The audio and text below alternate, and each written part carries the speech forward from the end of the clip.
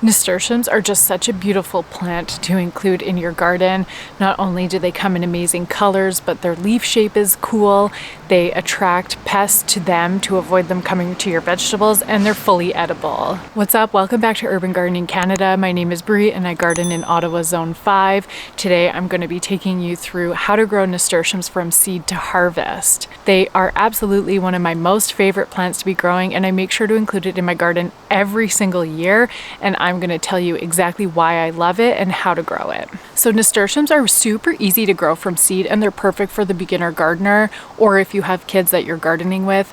The seeds are quite large and they're super easy to plant. All you have to do is direct sow them in the garden. They are a cool season crop, so you can actually plant them before your last frost date. They will grow in temperatures that are near freezing and can even handle some temperatures below that, down to about -4. This spring I decided to push the limits and I planted my seeds about 6 weeks before my last frost, and about a week after I planted them we got hit with 2 nights that were -10 degrees and hard frost. And I was so sure that they were dead and I wasted seeds on them. But after the weather warmed up, they actually grew and came to life. So it just shows you how resilient these seeds are to cold temperatures if you wanted to plant them early in the spring and see how early you can get them growing. You can start the seeds inside, but they grow quickly and they just don't need to be started inside. So I recommend saving the space in your seed starting area and growing them directly in the ground. Nasturtiums come in so many different colors. The flowers come in the hot colors such as orange, yellow, and red, or you can even get them in pink, and they've come out now with some new ones that are a burgundy or a deep red that are absolutely gorgeous. They also have different leaves, so you can get a bright green leaf, a dark green leaf, or even a variegated one. There's so many options out there that it's fun to mix and match with them. And one of the best things about nasturtium is that they're fully edible. Anything above the soil, the leaves, the stems, the flowers, and the seed pods. So if you're growing them in a vegetable garden, you don't have to feel like you're wasting any space growing them. If you are going to direct sow them, all you need to do is take a seed and push it into the soil about twice the depth of the size of them, and then you just cover them up and water them, and they should sprout within a week. I like to plant mine at the edge of my garden beds because they have a habit of spilling over the garden and they make such a beautiful decor piece. They have a mass of green leaves and blooms all over them that just give this whole different look to the garden. In terms of where to grow them, they aren't too picky. They do prefer full sun, but they will handle part shade or part sun. They just won't have as many blooms on them.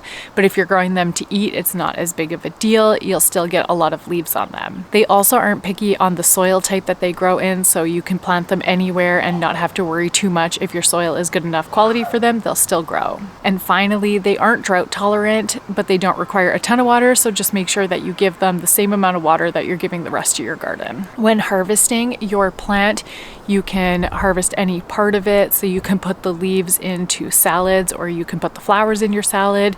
If you're having any guests over for a dinner party, you can impress them by adding the flowers to your salads or any part of the plate, and it just gives an extra look to it. Our favorite way to eat nasturtium is nasturtium chips, similar to kale chips, but instead you use nasturtium leaves, and I have a recipe on my website if you're interested in trying it. I'll put that in the description below so you can find that recipe and try and make your own nasturtium chips at home. If you do eat the leaves fresh, they have a little bit of a peppery taste to them, so a bit of a kick, so you can test that out and see if you enjoy that.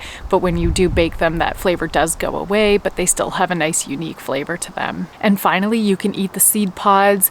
They've are called the poor man's capers, so you can pickle them and they will resemble capers. I haven't tried it yet, but if this is something that interests you, I highly recommend it. Just know that if you pick off the green seed pods to pickle, that you won't be able to save as many seeds from your plant. However, nasturtiums give so many seed pods and seeds that it's really not that big of a deal. If you do wish to save seeds from this plant, it's super duper easy. The seed pods are quite large, and once they go from green to yellow, they will dry into a brown, and that's exactly when you pick them. A lot of times they will fall off the plant, so you will find dried seeds underneath your garden or underneath your plant. So that's the easiest way to pick them. And then you're just going to store them in a cool, dry place over winter and plant them out next spring. And that's everything. I hope you grow nasturtiums this year and you love them as much as I do. If you like this video, make sure to give it a thumbs up, subscribe to the channel, and I'll see you in the next video. Bye.